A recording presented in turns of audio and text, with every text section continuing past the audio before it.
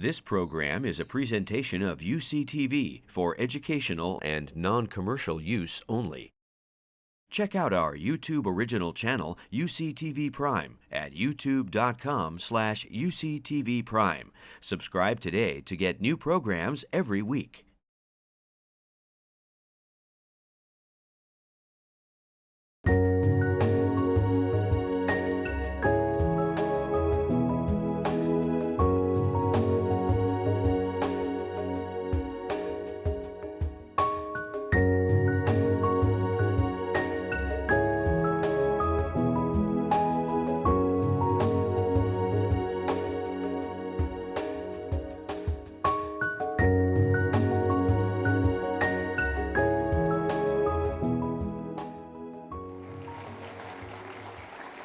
Thank you.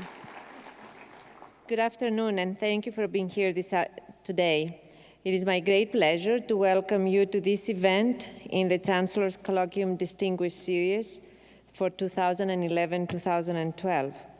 Throughout the year, the Colloquium Series hosts renowned leaders in government, industry, and higher education in a series of talks and public forums to engage the campus community in compelling conversations about how our work at UC Davis has a direct impact on issues of pressing concern for human well-being and environmental health in the 21st century.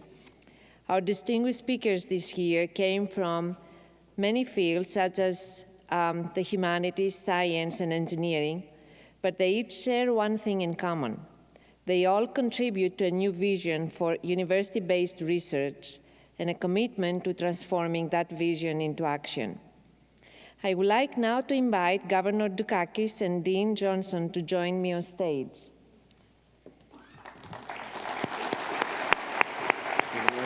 Yes.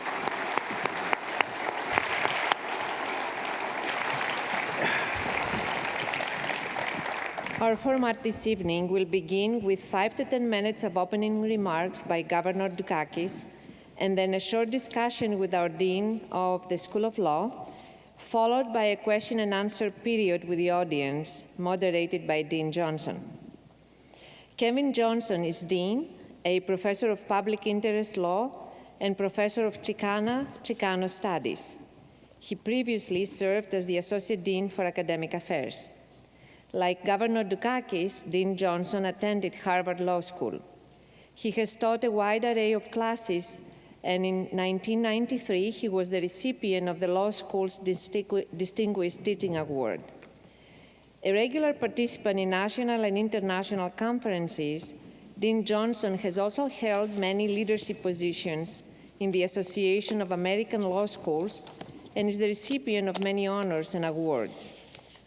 The minority group section of the Association of American Law Schools honored him with the Clyde Ferguson Award in 2004. In 2006, the Hispanic National Bar Association named him the Law Professor of the Year. He was named the National Association of Chicana and Chicano Studies 2008 Scholar of the Year. In 2003, Dean Johnson was elected to the American Law Institute. We are delighted that he's here at UC Davis as our Dean of the Law School and want to thank him for participating in tonight's colloquium. I'm now honored to introduce our distinguished guest, Governor Michael Dukakis. Governor Dukakis served an unprecedented 3 terms as governor of Massachusetts and was the 1988 Democratic nominee for president. After leaving office in January 1991, Governor Dukakis and his wife, Kitty, spent time at the University of Hawaii, where he was a visiting professor in the Department of Political Science and the School of Public Health. Since June 1991, the governor has been a distinguished professor of political science at Northeastern University and visiting professor at the School of Public Affairs at UCLA. His research has focused on national healthcare policy reform and the lessons the national policymakers can learn from state reform efforts. He and the late former US Senator Paul Simon are co-authors of How to Get into Politics and Why, which is close to his topic tonight, Public Service, a Great Career. Governor Dukakis was nominated by President Clinton for a 5-year term as member of the new board of directors of Amtrak in 1998 and served as vice chair of that board. He and Kitty visited campus today and met with many students. Kitty met with psychology students in the psychology department and Governor Dukakis at the UC Center in Sacramento. And I'm sure the students, and from what I've heard, truly enjoyed the time with both of them. And we want to thank them for spending the time today with our students. So thank you again for being with us today. And I would like now to call on Governor Dukakis to come forward to the podium or stay there and give his opening remarks. Absolutely. Thank you. Thank you. Thank you all very much. Thank you. I'm looking for the former First Lady of Massachusetts, who's way up there in the back. So if you'll turn around, Kitty Dukakis is right up there. Is that Kitty? Where is she? Where's my wife? Here she is. Anyway, Kitty is, as many of you know, is not only the best-looking Medicare recipient in America, but spent some time with students today talking about depression, electroconvulsive therapy, which I think it's fair to say saved her life. She's now organized a national support group of successful ECT patients, has a website, does grand rounds at hospitals all over the country, and I think quite literally has saved the lives of thousands and thousands of people. So, and we will be celebrating, if you can believe this, our 49th wedding anniversary in June. And we're still going strong. And the 50th is coming up a little more than a year. And we plan, where's the chancellor? I think she's out someplace. And our plan for our 50th is to take the entire crew, kids, spouses, and 8 grandkids, to Greece for a couple of weeks just to kind of show them where they came from. Now, what am I doing here? Well, for one thing, for the past 17 years, Kitty and I, difficult though it is, have dragged ourselves out of New England in late December. And I have been teaching at the School of Public Affairs at UCLA. It's a difficult burden. Somebody's got to do it. And so, and we've had a wonderful time. I'm embarrassed to say that this is the first time I've been on the Davis campus. But when a fellow Greek calls and says, will you come? Very difficult to turn that down. So it's great to be here with her and with all of you. I do owe you all an apology, you know. I mean, if I had beaten Bush 1, you'd have never heard of Bush 2, and we wouldn't be in this mess. So, blame me. I just want to spend a few minutes talking, especially at the young people here, talking with the young people, and then we're going to have a little dialogue with Dean Johnson and hopefully with all of you. I've had the rare good fortune to have been actively involved in public service for nearly 40 years, more than that. It all started as an elected town meeting member in the town of Brookline. Most of you don't even know what an elected town meeting member does, unless you're from New England. A very minor local office. My parents, I suspect like the parents of many of you here, and certainly the parents of my students at UCLA, were Greek immigrants. My dad came over when he was 15, my mother when she was 9. And they were both really extraordinary people. My dad arrived here, didn't have a nickel in his pocket, couldn't speak English, had a couple of brothers working in the textile mills up in the Merrimack Valley, Massachusetts. And that young man graduated 12 years later from the Harvard Medical School. First Greek-speaking, American-trained doctor in New England. Practiced medicine for 52 years. My mother came here when she was 9, also in that Merrimack Valley shoe and textile area. And thanks to an elementary school principal who became almost a second father to her, she not only finished high school, itself almost unheard of back then, but so far as we can determine, she was the first Greek-American young woman ever to go away to college in the history of the United States. And went to Bates College in Lewiston, Maine, graduated Phi Beta Kappa in 1925, became a school teacher. So I was blessed with some pretty extraordinary parents. And it isn't that either one of them was a political activist, but if you're brought up Greek, politics is part of what goes on. In fact, I think I heard a little more about Greek politics than I did about American politics. And my mother's family in particular were passionate Venizelos, for any of you who are of Greek descent. And I can tell you lots of stories about that, which I won't. But in the pre-television days, which is when Kitty and I grew up, the CBS World News Roundup on radio was on every night at 6 o'clock. And I remember those voices of those correspondents crackling in from around the world, particularly during World War II, on radio. And from a very early age, folks, for reasons I'm not sure I can explain, I had what the philosopher Morris Kahn used to call a profound sense of injustice. Because you see, Kitty and I grew up in an America which was racist, it was anti-Semitic. I spent the fall semester of my senior year at Swarthmore in Washington, at American University in the Washington Semester Program. Washington, D.C. in 1954 was segregated as Johannesburg, South Africa, while we were running around the world talking about the free world and how much better we were than the Russians. And I don't know what it was that propelled me to go into public life, but I was in student politics, as many of us are, and from there, it was a short step. As a matter of fact, Joe McCarthy probably had as much to do as anybody with getting me into it, because I couldn't stand the guy. And it was my high school basketball coach, a guy named Johnny Grinnell, who was Kitty's homeroom teacher. Of course, she was 3 years behind me, and I wasn't interested in freshman women at the time. It was Johnny Grinnell, my high school basketball coach, who was the first adult who ever said to me, Michael, you should think seriously about running for elective office.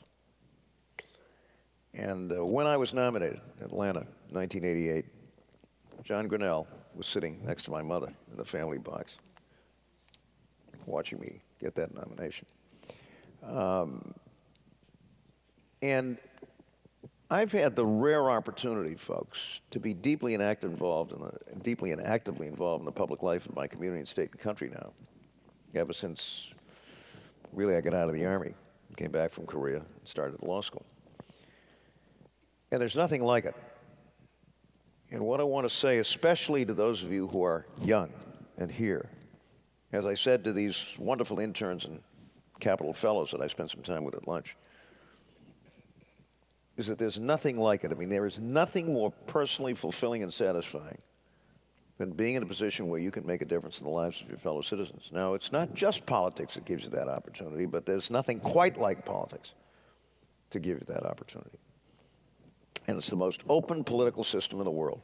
You don't need a ticket of admission. You don't have to kiss anybody's ring. And one of the great things these days about the students that I'm teaching is that a lot of them want to do this,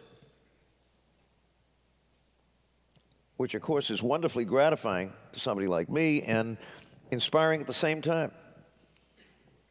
I teach 60 undergraduates at UCLA every winter in a course called California Policy Issues, so I've got to stay current with what's going on in this very interesting state. And then I teach a graduate course. And I asked them, first class, how many of you are the sons or daughters of immigrants? 2/3 of the hands went up. And I said, how many of you are grandkids of immigrants? The rest of the class went up. And these kids are in that class because they want to be deeply and actively involved in public life. And I think it's terrific. But as I say to them, and as I say every time I speak to young people on college campuses around the country, you've got to understand that you're not going to get rich. If you want to make a lot of money, try something else. And as I often say to them, half kiddingly, have a good but conventional sex life. If you're into the other stuff, good luck to you, but don't go into public life. I mean, you've got to watch that. But there's nothing quite like being in a place where you can do the kinds of things that political office, or for that matter, public service, working for somebody in political office, permits you to do. There is nothing inherently corrupting about public life. That's nonsense. You set high standards for yourself and the people that work for you when it comes to integrity, and you'll be fine. You'll be fine. And so my mission in life these days is to see if I and others like me cannot encourage lots and lots of young Americans to get actively involved and to have the great satisfaction that I've had of being in a position where one can make a difference. And you really can, you know. Good people working together can make a difference. And we have. Because the America of the 1950s was a much less inspiring and in many ways impressive place than it is today. There's all this nostalgia about back then and the greatest generation and so on and so forth. I mean no disrespect to anybody, including Tom Brokaw, but folks, I mean, we had a high school dropout rate when Kitty and I were getting out of Brookline High School in Massachusetts of over 50%. Over half the kids in this country never finished high school back then when the schools were so wonderful and all this kind of stuff. Infant mortality was 5 times what it is today. Now, we still have a lot of work to do. Why, for example, this country can't seem to make it possible for working people and their families to have decent, affordable health care is beyond me. I don't understand it. And I don't think my party has framed this issue very effectively either. One of the things that you learn, sometimes painfully, as I did in 1988, is if you can't communicate what you're talking about, you're going to have a tough time connecting with people. But if you went out and took a poll tomorrow and said to the American people, should working people and their families have decent, affordable health care, and 85 to 90% of the uninsured people in this country are working, or members of working family folks. They're not loafing, they're not on public assistance, they're working, some of them 2 or 3 jobs. If you ask that question to the American people, what do you think the numbers would look like? Over 90% say yes.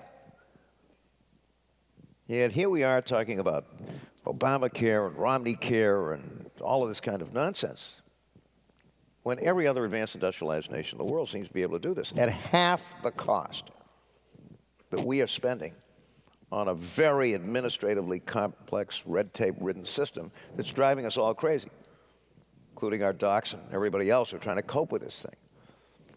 So there's a lot to do out there, needless to say. I think our defense budget is far more excessive than it ought to be. This is a Cold War budget, and the Cold War is over. Now, we face a threat. I mean, terrorism is a serious threat, but F-35s and ABMs and all this hardware aren't going to deal with that, are they? I don't think so. The way you fight terrorism is by getting inside these organizations with very tough, skilled police work and breaking them up. But, I mean, even the Cato Institute thinks we can cut $100 billion out of the defense budget tomorrow without affecting national security one iota, and I agree with them. 437 American bases. I'm sorry, 837 American bases all over the world. 11 carrier groups. I mean, what is all of this? Now we're sending Marines to Australia. Have you noticed? Great for the Marines. You ever been to Australia? It's a great place, great-looking women. They love Yanks. I mean, you know, wonderful duty. But 2,500 Marines. I mean, what's the point of all of this? The paranoia about China. I don't get it. I don't get it. I mean, everything we buy from China. Everything we borrow from China. They didn't invade Iraq. We did. So we've got a lot of work to do. But I have a lot of faith in this country. And I have particularly a lot of faith in our young people. And I hope with your help and the help of great universities like this one and others, we can inspire these kids to really get deeply involved in the politics and public service with their communities and state and country. Because we need them. It's a great life.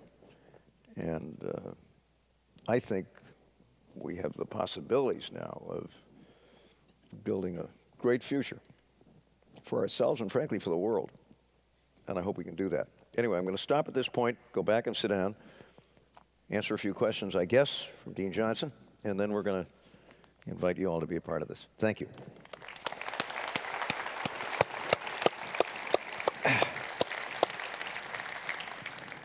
Thank you, Governor Dukakis, and thank you all for being here. I wanted to ask just a few questions before we open it up to the audience, and I can't resist asking this one, Governor Dukakis. What were the high points and the low points from the 1988 presidential campaign? The high point was getting nominated in Atlanta, and the low point was getting beat. It's as simple as that. Winning is always a lot more fun than losing. I've had both experiences. What would you change if you had to change anything in the campaign? During the campaign? Well, I made a lot of mistakes in the campaign. Of course, everybody makes mistakes. I think the biggest mistake I made, frankly, and it was my decision, nobody else's, Kevin, was to decide early on that I would not respond to the Bush attack campaign. And I'm afraid the lesson of that campaign is not that if your opponent gets down in the gutter, you got to get down in the gutter, but you've got to be ready for an attack campaign. You've got to have a carefully thought out strategy for dealing with it, preferably one that turns the attack campaign into a character issue on the guy that's doing it. And I had, I'm a positive guy by nature. I'd run a very positive primary campaign successfully, and I just didn't do what you have to do. And again, it doesn't mean you got to stoop to the other guy's level, but you've got to be ready for this, and you've got to have an approach to it. I think I said to the Capitol Fellows that when Bill Clinton ran in 1992, he was subject to every bit as tough an attack campaign. Why didn't we have that perception? Well, because he created a unit in his campaign of about 10 people, some of whom had worked for me in '88, and they actually called themselves the Defense Department. And all they did all the time was to deal with attacks from the Bush camp. And they did a pretty effective job. But now we're in another recession. Maybe it was a better time for a Democrat to be running and all that kind of stuff. But I think that was by far the biggest mistake I made. And it was nobody's fault but my own. I mean, I made that decision, and you got to live by it. Can you give us a few of your thoughts about the current Republican presidential candidates? I guess I've got to do that, right? You don't have to do that if you don't Look, want. it's a strange race, it seems to me. And I think I'm being objective when I say this. For reasons I'm not sure I understand, the base of the Republican Party seems to have moved to the right dramatically. All during my political career, folks, I worked with some wonderful Republicans. In fact, I was a big fan of Mitt Romney's father. In fact, I courted that beautiful woman in a little yellow Rambler convertible. Anybody old enough to remember the Rambler here? Because George Romney was the only guy in Detroit at the time making a small fuel-efficient car. He was a fine governor of Michigan, fine Secretary of Housing and Urban Development. Republicans that I worked with in the Massachusetts legislature, excellent people. People of integrity, people of strongly committed to civil rights, civil liberties. We worked together on all kinds of things. That's not the Republican Party, Kevin, I'm looking at these days, for reasons I'm not sure I understand. And we're having a rather interesting race in which I guess the question is, who's the real conservative, whatever that means. Now, where I come from, being conservative, among other things, means being fiscally responsible. Again, I think I'm stating an objective truth when I say that the George W. Bush administration was the most fiscally irresponsible administration in the history of this country. And if you're the son of Greek immigrants, folks, you don't spend money foolishly. Economia Mihaly, economia Mihaly, economia Mihaly. How many times did I hear that? You know, save it. Be frugal. Kitty says I'm the cheapest guy in America. I think that's a little extreme, but I'm thrifty. You know, our kids threatened to do a Costco intervention on me a couple of years ago, so you got some sense of where I buy my groceries. And I don't see that in this crew either. I mean, they talk a lot about how to spending and cutting taxes, but you know, they want to keep the troops in Iraq, they want to keep them in Afghanistan, some of them want to bomb Iran. I mean, apart from what you think of all of this, how are they going to pay for it? I mean, it's a question we've got to ask ourselves. Now, what about the guy from Massachusetts? Although he's no longer from Massachusetts, he's from New Hampshire, but he was originally from Michigan. and almost took up residence in Utah. And is building a fancy house in La Jolla, California. Can I be frank? He's smart, he's slick, and he's a fraud. As simple as that. Biggest political disappointment I've ever witnessed. A guy who, when he ran against Kennedy for the Senate, seemed to be a chip off the old block, has turned out, obviously, to be anything but that. A lousy governor. I mean, this guy's running on the economy, Kevin, and we were 4th from the bottom in job creation under Romney. And when he left office, the state's infrastructure was a wreck, just a disaster. So while I think he's going to win the nomination eventually, at which point, of course, he will turn around and try to turn himself into a moderate Republican again, I think he'd be a disaster in the White House. I've tried to be as subtle as I possibly could. Could you please tell us what you really think? But then what can you say for these other folks? I mean, his principal rival at this moment is a guy that lost his Senate seat by 18 percentage points in Pennsylvania.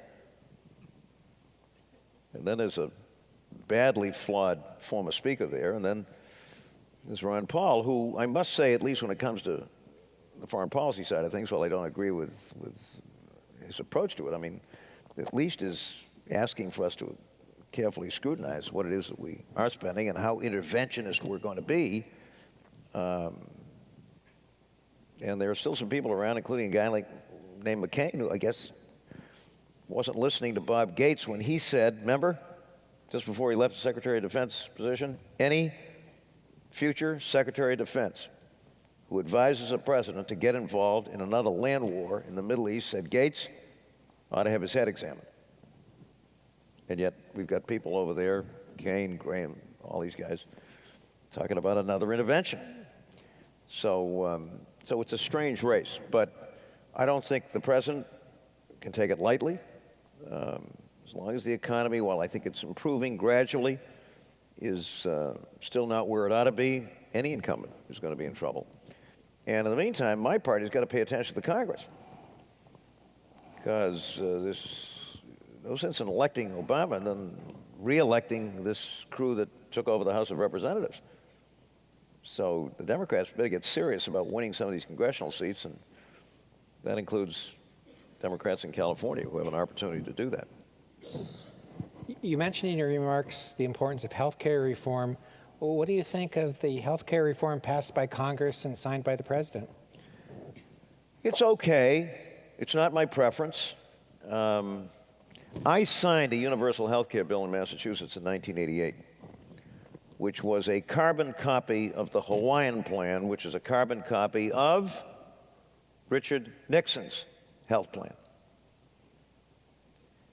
And the pity is, Kevin, that we didn't pass the Nixon plan back in 1971. In fact, if Ted Kennedy were alive today and were here, he'd tell you that the worst political mistake he made was in not joining Nixon right away in the early 70s in getting that bill through. Now, what was the Nixon plan? The Nixon plan basically said all employers and employees in the United States are going to have to contribute to health care at the workplace for themselves and their families. And if people are temporarily unemployed, we'll expand Medicaid to cover that. That was the Nixon plan. Kennedy, at the time, wanted what today we'd call universal Medicare. Didn't want the insurance companies involved. And there's a lot to be said for that plan as well, in my judgment. But in any event, what I signed was a state version of the Nixon plan, which has been in effect since 1975 very successfully in the state of Hawaii. Now, what about this? Well, it's okay. 99.5% of the people in Massachusetts now have comprehensive health care under a plan which is virtually identical, even though Romney seems to want to deny this, to the bill that we signed when he was governor. Though in typical Romney fashion, at the 11th hour, he ran away from that one, too. And given the Massachusetts experience, Kevin, I think the chances are that this will go a long way toward covering virtually all Americans, with the exception of undocumented aliens. And because the bill doubles the amount of federal assistance to community health centers, most of those undocumented aliens, I would think, will be cared for in what are very good community health centers, which, by the way, have substantial Republican support. Orrin Hatch, for example, is a big fan of community health centers. Now, the missing piece here is cost control. Because as I said earlier, we are spending literally double per capita what the other advanced industrialized nations in the world spend on health care, and they cover everybody with rather good health care. How is that possible? Well, they have systems which are quite simple. You don't have 72 different products and 85 different options. Healthcare is healthcare. Health insurance is health insurance. And whether it's a so-called multi-payer system or a single-payer system, the administrative overhead is much, much lower. I mean, people differ these days on how much of the premium dollar actually goes for administrative overhead in the United States, but it's somewhere in the 25 to 30% range. Any of you know what the comparable figure is for Medicare? What percentage of total spending on Medicare goes for administrative overhead? 2.5, 3. Why? Because the government's more efficient than the private sector? Well, it is in this sense that it's a single system, right? All of us on Medicare get the same thing. There's no medical underwriting. They don't try to investigate us to see whether or not we're sick or had been sick or might be sick. You don't have 72 products. There's one defined package, and we all get it, and it's quite good. That's what happens in these other countries. And there isn't a great deal in the new bill that deals with that. There is, however, one particular part of the bill that nobody's talked about, which seeks to empower state insurance commissioners to use their authority to get control of increases in health insurance premiums. And Massachusetts right now is deeply engaged in that effort. It's the governor's top priority. It's the legislature's top priority. And my hope and expectation is that once again we'll come up with a model of cost control which gets health costs under control and at the same time maintains the high quality of the health care that we get in our state. If we can do that, Kevin, I think once again we may be able to show the way for the rest of the country. But the bill itself has passed, and I can understand why, only deals with that in a kind of pilot project way. There's no comprehensive health care cost control system that's part of the bill. And it may well be that having state insurance commissioners take responsibility for that is probably the best way to do it. Okay, now we have time for some questions from the audience. And I think there are microphones out there to ask questions.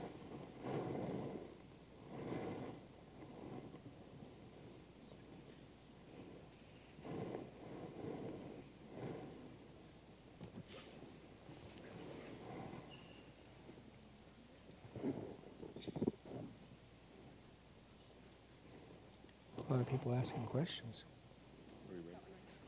Okay. Thank you for talking to us, Governor. It looks like the Supreme Court is going to be looking at affirmative action. In your opening comments, you talked a little about racism in this society. Can you talk about your experience in perhaps moving affirmative action forward, or just some general comments on that issue? First, let me say I'm very concerned about this court, or at least 5 members of it. We've got a decision on gun control, which I thought was off the wall. Citizens United has to be one of the 4 or 5 worst decisions in the history of the Supreme Court of the United States, in my judgment. I've read the Constitution at least 1,000 times. Kevin, you've probably read it 5,000 times. I'm still trying to find the place in the Constitution that says that money is speech. Where is it? And these guys call themselves strict constructionists. Find it for me. We can't reasonably regulate campaign contributions and campaign spending. We've been doing it for over a century. All of a sudden we're told, well, sorry, that's a free speech right. And by the way, corporate money also is covered by the First Amendment. You know, John McCain in his better days, when told that, said, well, if money is speech, then 99% of us are disenfranchised. And I agree with him. Now, what about affirmative action? Well, I was elected with a very strong commitment to start making my state government look more like the rest of the world, because it didn't. And I think we were quite successful at doing so, and encouraging people of color to come into public service, young people of color to think seriously about public service as a career and train themselves to do that. I thought the Michigan decision made a lot of sense. And for the life of me, I can't understand why this court wants to reconsider it. But you've got to understand, elections matter, folks. You elect the President of the United States. The President of the United States has the right to appoint members of the Supreme Court. And don't let anybody tell you that the Supreme Court doesn't make public policy. It does. It does. And this one is making it almost every day. But I think it would be a tragedy if diversity was in effect excluded as at least one factor in admissions to universities. If you can put the ball in the hoop, that counts, right? If your parent was an alumnus, that counts, right? If you know somebody in the admissions office, you call them, right? I mean, nobody's going to tell me that there aren't other factors that go into college and university admissions. And I think it is important that our kids be on campuses with racial and ethnic diversity. Look, when I first ran for the legislature, it was inconceivable that a Greek American could be elected governor of Massachusetts. It's not that people didn't like us. I mean, there aren't enough of us to threaten anybody. But it was just not in the cards in terms of the ethnic politics of my state. 20 years later, there was a Greek in the governor's office. That was me. There was a Greek in the United States Senate. That was Paul Tsongas. There was a Greek in Congress, a guy named Nick Mavroulis. All of us sons of immigrants. Now, I'm proud of that. I think it's a good thing. And I think college campuses ought to reflect the ethnic and racial diversity of this country. And so I don't know why the court would be messing around with the Michigan case, but apparently they're prepared to do so, and I fear the worst, frankly. Question from over here. Governor, thank you for joining us today. My name is Jeremy Ogle. I'm a senior here at UC Davis, and I just wanted to ask you a question about something that you said during your opening remarks. You said that working in public life is not inherently corrupting. Right. And I'm wondering if you could provide some examples of people in public life, politicians, elected officials, who exemplify that lack of corruption. The vast majority of people that I work with in public life, in politics, reflect that. Most of them could have made 3 times what they were making in public life in the private sector, with a much less complicated life in many ways. And I'm talking about people who are conservatives as well as liberals, Republicans as well as Democrats, who run for office or serve in a point of office or serve in the career service because they care deeply about their world, their community, and want to do something to make it better. Now, we do have these days laws that try to set some standards, and one of the things that we have to do if you get into public management or public leadership is to make sure that public servants have regular ongoing integrity, in-service integrity training, that they have an opportunity to get advisory opinions before they do something that they think may cross the ethical line. But very few of the people that I work with in public life played fast and loose with ethical standards. Now, unfortunately, we read about the ones that do. And I've often said to my friends in the press corps, you know, if they reported baseball the way they report the conduct of public officials, anytime the Red Sox won, it would be on page 37, and if they lost, it'd be on page 1. That's not the way they report it, fortunately, for those of us dyed-in-the-wool Red Sox fans. But believe me, most of the people I worked with, certainly the people that worked for me, set high standards of integrity for themselves and for the people that work with them and met those standards. And what I'm particularly concerned about, and I don't want those of you who are young and have aspirations for public office, whether elective or otherwise, to think that somehow there's something inherent about the thing that inherently is corrupting. I mean, it's just not true. And just a very simple rule, as I tell my students: accept nothing of value from anybody. That's all. you know, and you'll be fine. You'll be fine. Another question. Governor, thanks for coming here. I want to tell you that I did vote for you in 1988. Thank you. Thank you. But I'm not sure who your vice presidential candidate was. That Geraldine Ferraro, or am I mistaken there? Lloyd Benson. Oh, Lloyd Benson. A wonderful guy. Right. Right. Oh, yes, that's when he told Quayle, "You're no John Kennedy," right? John Kennedy was a friend of mine. So, Yes. Oh, that was marvelous. you know, John. But now, since that time, there's something that is really exasperating that has occurred.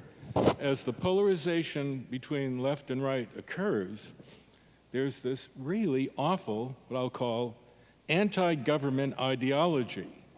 And that is infecting just about every decision. For example, Romney Care in Massachusetts produced what? And all of you produced something like 95% covered?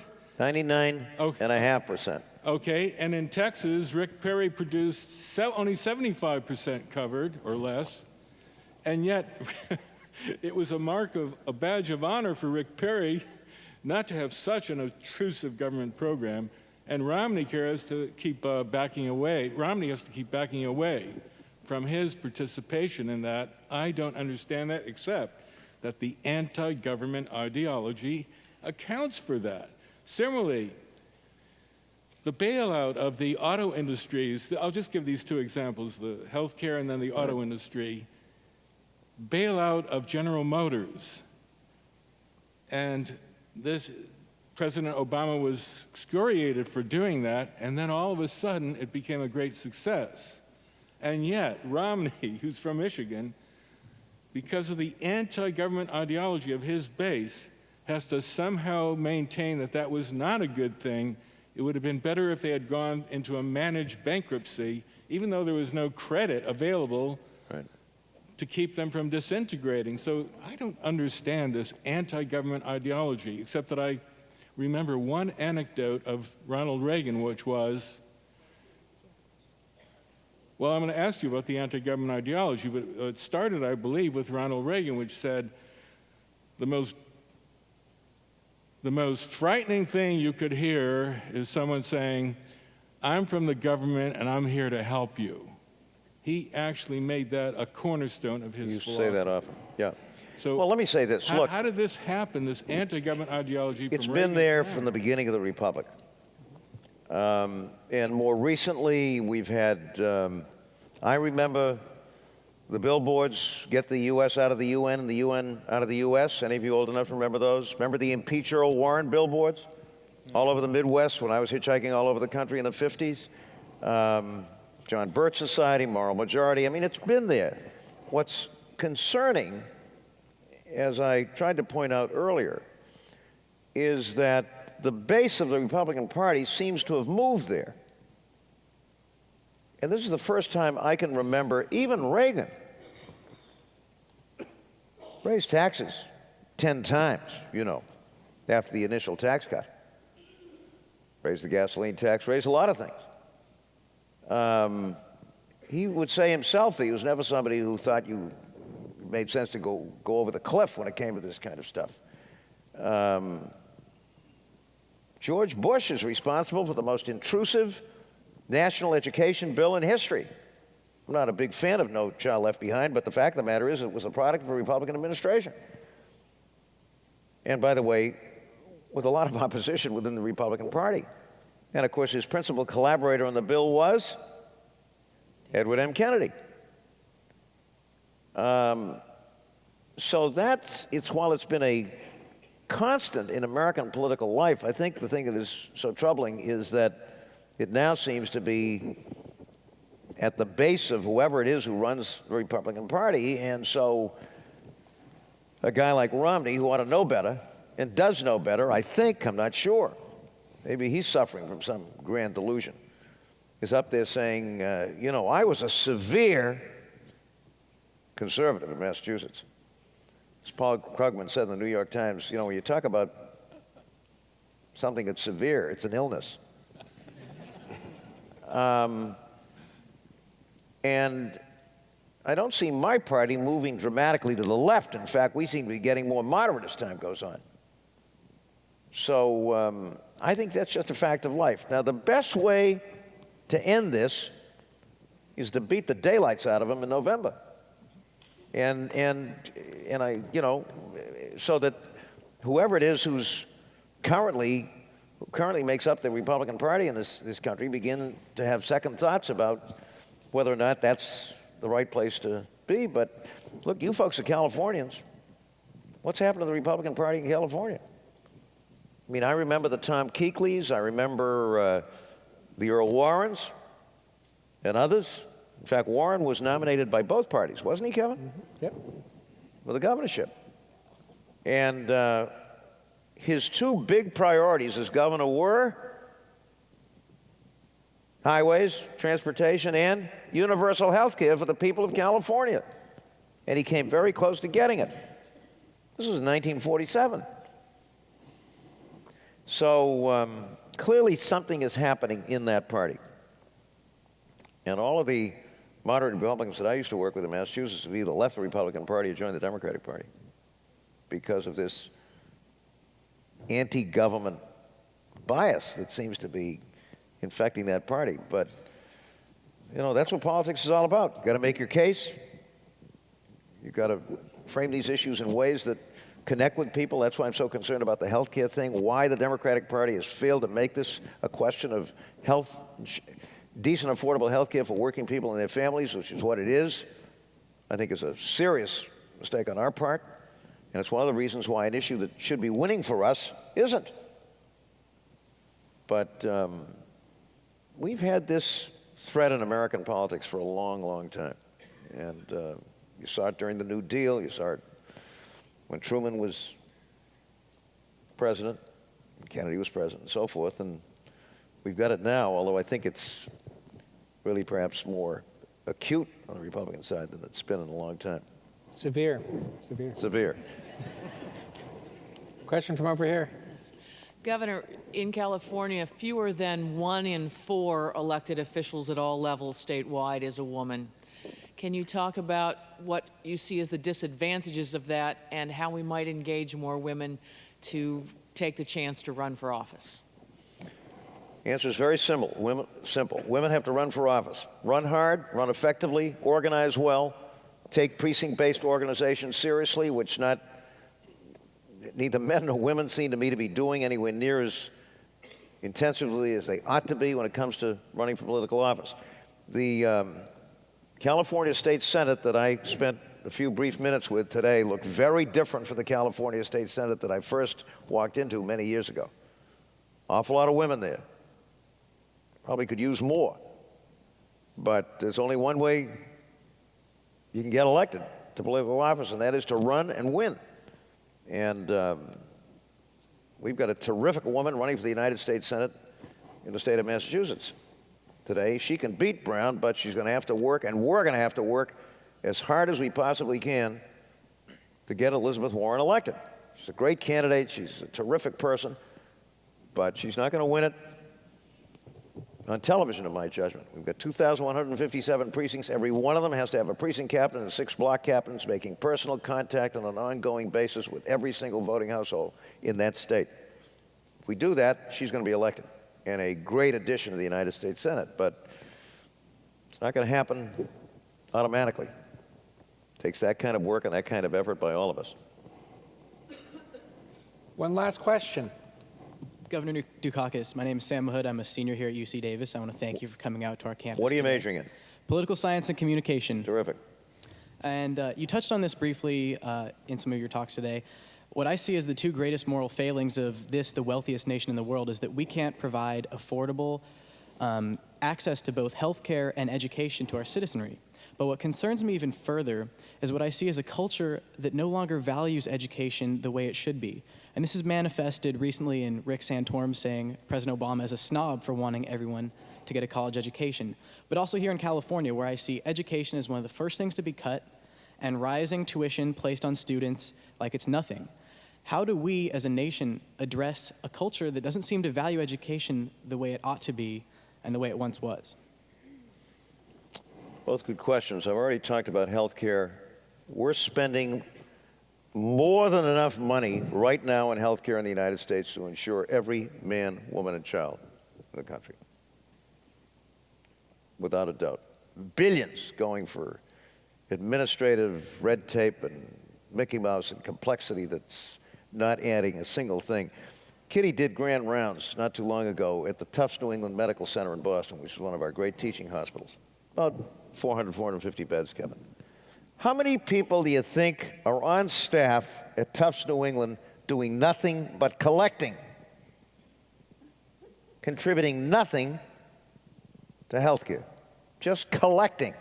Take a guess. Anybody? 500 people in that 400-bed hospital doing nothing but collecting.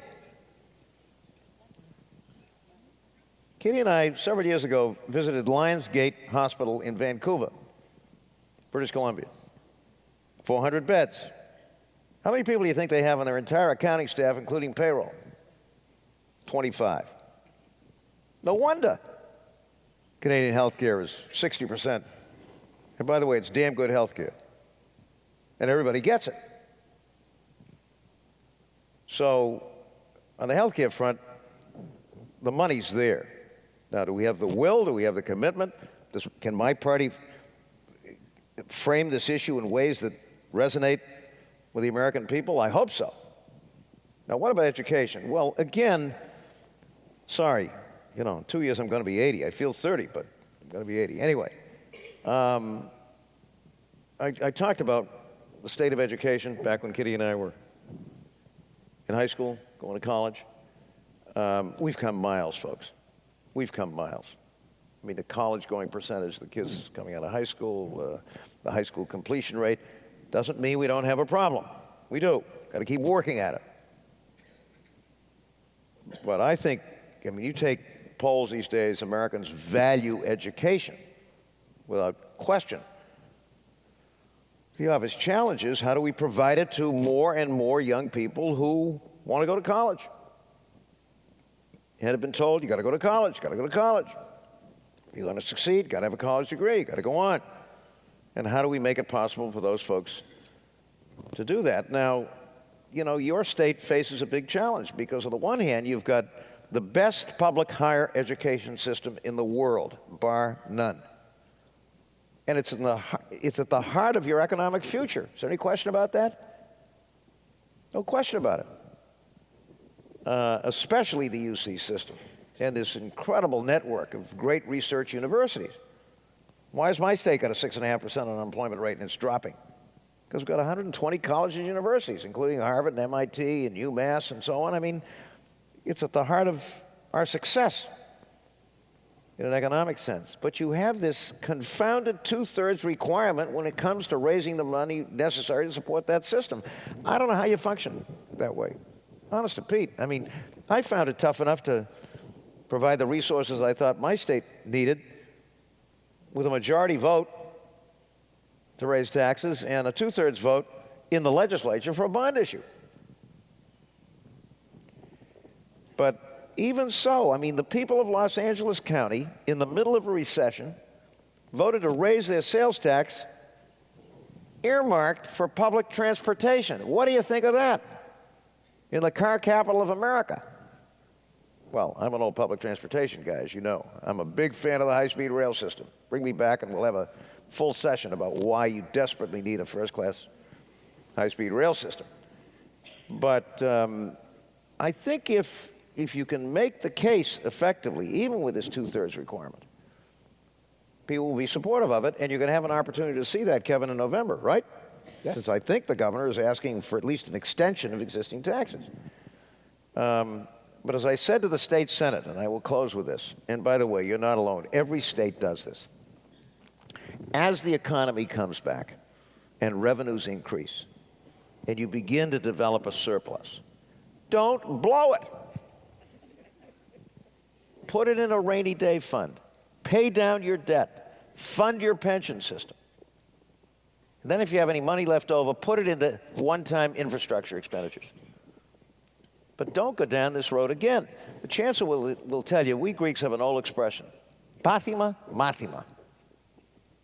Things happen, and you're supposed to learn from them, right? It even rhymes. And yet we do the same thing over and over and over again.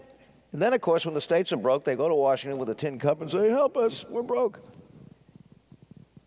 Don't do that. Make sure that, and the economy is coming back, but make sure when it happens that you're back in surplus land, that we learn from this experience, all of us. And you husband those resources, you invest them in things like public education and better writing. I love my students at UCLA, but they can't write worth a damn. And I'm a stickler for good writing. That's what happens when you're the son of an English teacher.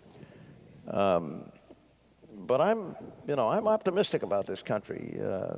I think we've got a great future ahead of us, but we cannot keep making the same dumb mistakes over and over again. But look, most Americans these days, most Californians these days do value education. They do, a lot. And a lot of them, parents are sacrificing so that their kids can get a first-class education. But for that young person who asked the question and other young folks here, the best way to do it is to get deeply and actively involved in politics. Be leaders. Make the case. And people will respond. I have no doubt about it. Anyway, thanks for having me. It's been great. Thanks, Governor. Thank you.